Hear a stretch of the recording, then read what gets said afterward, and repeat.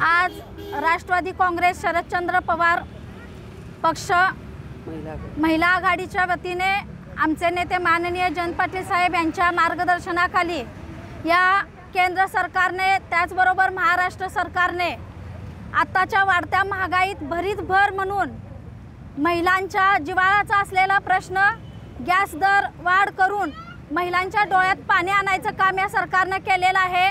सध्याच्या पाहता परिस्थितीत महागाईचा दर हा उच्चांकी होत जात आहे आणि इंधन गॅस हा घरगुती वापरातला रोजचा एक अतिरिक्त भाग झालेला आहे आणि या दरवाढीमुळे महिलांच्या महिन्याच्या बजेटमध्ये पूर्णपणे कोलमलेला आहे। बजेट त्यांचं कोलमलेलं आहे।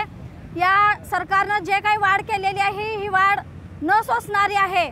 तरी आज राष्ट्रवादी काँग्रेस पक्ष महिला आघाडीच्या वतीने सांगली जिल्हा ग्रामीण विभागाच्या आमच्या जिल्हाध्यक्षांच्या वतीने आम्ही हे आंदोलन छेडत आहे आणि या आंदोलनाच्या द्वारे आम्ही या सरकारचा निषेध व्यक्त करत आहेत। लवकरात लवकर ही दरवाढ त्यांनी थांबवली पाहिजे आणि महिलांना दिलासा दिला पाहिजे अशी आम्ही समस्त महिलांच्या वतीने सरकारला आवाहन करत आहोत की ही दरवाढ थांबवून महिलांना दिलासा द्यावे आणि जर अशीच दरवाढ वाढली तर आम्ही रस्त्यावर प्रसंगी उतरून मोठं आंदोलन छेडू।